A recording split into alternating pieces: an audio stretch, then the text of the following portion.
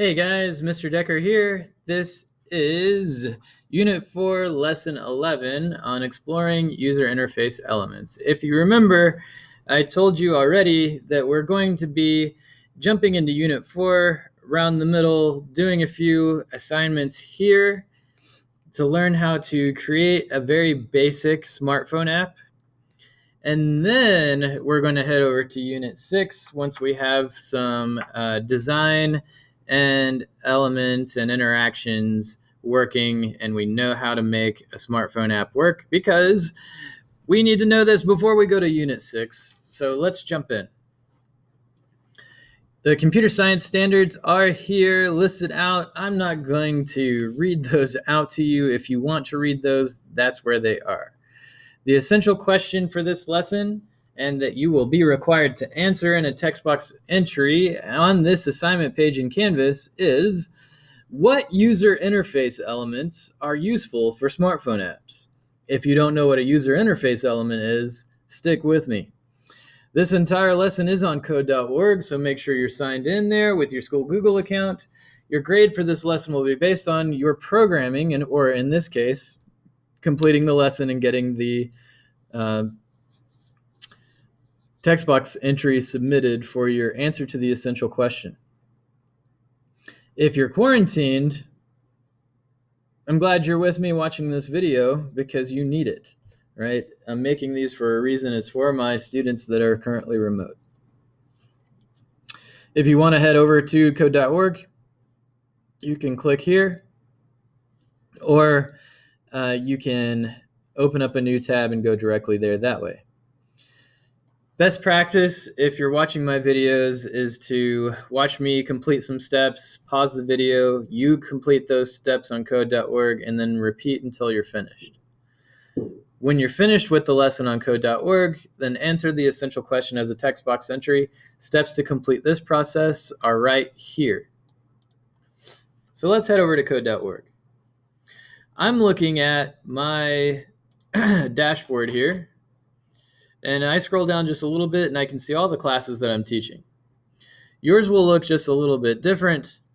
I think you have to scroll all the way to the bottom to see your sections, but suffice it to say, make sure you're looking at CSD 3, 8th grade, 21-22, and going to this design process button right here. That'll take you to this landing page, and you won't see all of this stuff because this is all teacher stuff. I've got it hidden.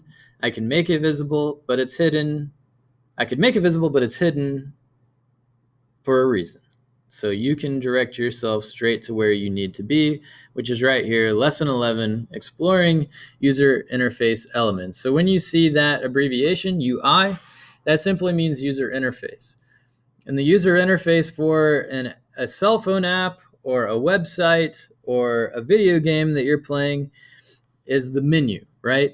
Buttons you can press, navigation, how does it work? What is it telling me? What is the design of it? So to get started, we need to click on bubble 1 right here.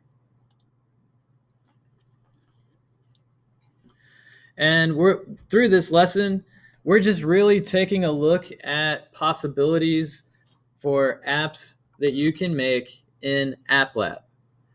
The design elements, we're taking a look at how we can interact with it, and so on. So let's go ahead and run. So when you run the app, notice our display area over here looks like a smartphone, right? Here's the screen, here's the bezels, the edges where you hold the phone, and so on. It says do this. Explore this app. Keep a list of different design elements you see, buttons, text boxes, etc. Share any interesting features in these apps with your team. If you're at home, your team is you and me, right? If you're in class, then I don't know why you're watching this video, because you're getting this information live from me in the classroom. All right, so let's run this and see what we have here. Where should I eat? Okay, so we've got a title up here. We've got a cute little fork and knife. We have an enter your name box, so I'll go ahead and enter my name. What type of restaurant do I want to eat at? Let's just run through it. We'll do Chinese first. And then it looks like you can change the dollar amount, and when you change the dollar amount, it gives you a recommendation based on your choices here. So it says, hello, David Decker. It sounds like you want to eat at an undefined restaurant. Well, I said Chinese, bro. Come on, man. If I change it to Italian, it changes. If I change it to breakfast, it changes. That's an expensive breakfast. There we go. So it changes where we can eat based on what I did. If I want to eat for free, we go to Glows. And it changes if it's a $20 breakfast per person, we go to Portage Bay. So let's change over to Italian. Change our prices. So now we're going to Bizarros. If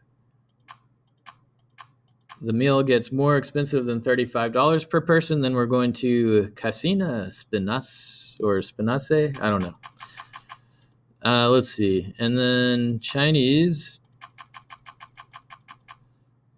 Genghis Khan all the way up to $25. At $25, we're going to Din Tai Fung. If it gets super expensive, it's still Din Tai Fung. All right. So we understand how this app is working. So this app, we're giving it some criteria. We're giving it our name, telling it what kind of restaurant we prefer and how much we want to spend. And based on that criteria we give it, it gives us a recommendation of where we should eat. Pretty neat. So the elements up here, we have a title or a text, an image, an entry box where we can type, a menu to choose from that's drop down, some buttons to interact with that change this number, and then it gives us results. So we'll finish and continue on to Bubble 2, where we have another app, Water Conservation Tips. Explore this app. Keep a list of different design elements you see, buttons, text boxes, etc. Share any interesting features. Okay, so looks like we can choose the language, so let's run it. So you can choose Spanish or English. That's cool. Water conservation tips. It's important that we all do our part to use less water. Click through this app for tips for water conservation ideas. All right, so next. Instead of buying a disposable water bottle, use a refillable bottle.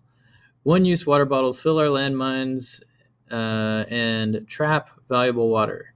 Choose the correct water bottle, then click the faucet to fill. So we've got plastic here, we've got glass here. Let's choose the glass one. Ooh, we got a reaction there.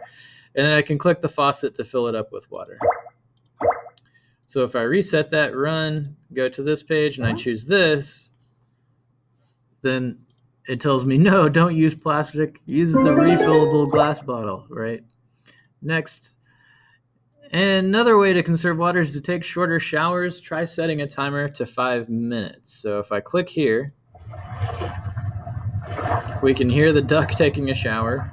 If I click here, timer's finished. My duck is sparkly clean.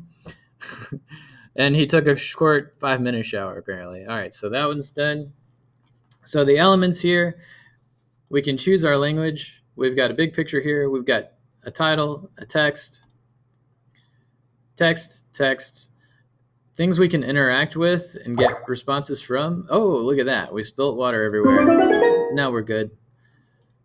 And here, right, we've got sounds that happen based on how we're interacting with the app. So continuing on from there, Bubble 3, we've got Choose Your Birthday app. Okay, so let's see what this one does. And actually, am I skipping? No. Okay, so on Bubble 3, we start to see code, design, and data options here. And that will tell you can hover over things. And so this element has an ID, label 3. This one has an ID. This one has an ID. So all of the elements on here, and you can see this is screen 1. If you drop down from here, we can switch around and look at the different screens without even running the app. That's a part of App Lab, testing your apps. this way. Switching between screens like this, make sure you can quickly make sure that all of your elements are where you want them to be and that they're working. So let's run it. It says choose your birthday. All right, so my birthday, February 9th. Find out if it's your birthday. It was already your birthday this year. Well, dang. Okay, so let's try the wife's birthday. November 14th. Find out it's not your birthday yet. So we got different responses based on the criteria we gave it. So just like back in the which restaurant should I eat at app, now that I'm on the birthday app, the is it your birthday app, it's giving me different responses. So today is September 1st as I'm making this video. Let's find out. It's my birthday. All right. Not really. But there's my cake to celebrate. Does it give you a cake no matter what? No. It only gives you a cake if it's your actual birthday. Okay. So let's look at the design. So also notice that, okay, so pay attention to where I'm hovering and look at the X, right? The X value over here is 0. Whoop, 0. Trying to show you zeros. There's 0. All the way to the left. And as I scroll across, X increases all the way up to 320. And again, decreases as I go that way. So the X value location of an element increases to the right and decreases to the left. That Y value increases as you go down, decreases as you go up. So 0, 0 is up here. And then the biggest, right, biggest X and biggest Y down here. So Y goes all the way from 0 to 450. X goes from 0 to 320 across, like in a grid. So let's finish, continue. Do this. It says explore the app like the others. So national park quiz. Ooh, I'm excited. Okay, so start. What was the first national park? I believe it was Yellowstone in Wyoming. Yellowstone was the first national park created by President Ulysses S. Grant in 1872. Next question, which is the largest national park? Ooh, I want to say it's Wrangell St. Elias. Correct. It's the largest national park, even bigger than many countries. Next question. Which national park gets the most visitors? That's our neighbor, the Great Smoky Mountains. The Great Smoky Mountains is the most visited with more than 1 million visitors every year. That's a lot of people. Which national park has the largest tree? It's either redwood or sequoia. It's in California. Both of those parks are in California. This one's in Washington State, not known for big trees. Shenandoah is in Virginia, pretty national park, not big trees. So it's either redwood forest or sequoia, and I think it might be sequoia. Yeah, it's home to the biggest tree in the world, the General Sherman tree. All right, you can click play again, start, and run back through it if you want to. But on this one, where we have a text, we've got a start button that when we click it, it takes us to another screen. If I answer a question incorrectly, it tells me sorry, but gives me the correct answer. If I click the correct answer, it tells me that I'm correct and I can go to the next question.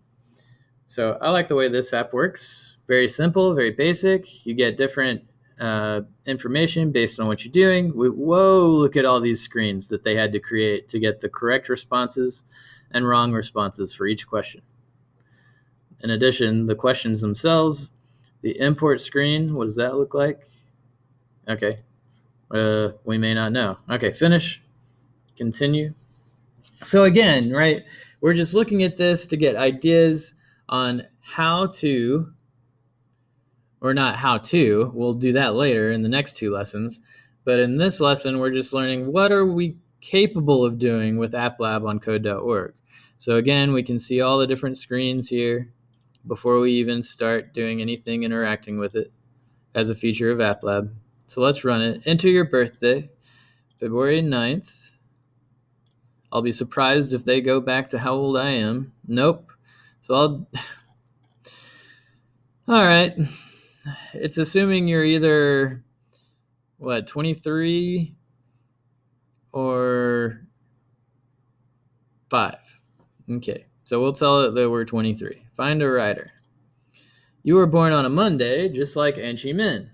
Okay, so reset. Let's try January 1st. Whoop, I gotta run it again. 2011, find a writer. You were born on a Saturday, just like Margaret Atwood. Ah, cool. So basically it tells you, it figures out what day of the week you were born on and which author was born on that day.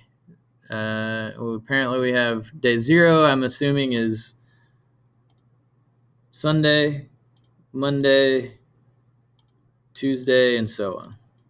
So we'll finish that one. You can see the elements here. We've got all of this. We've got pictures, text again. We've got buttons that we can interact with when we run it, like find a writer. Whoop, run, find a writer.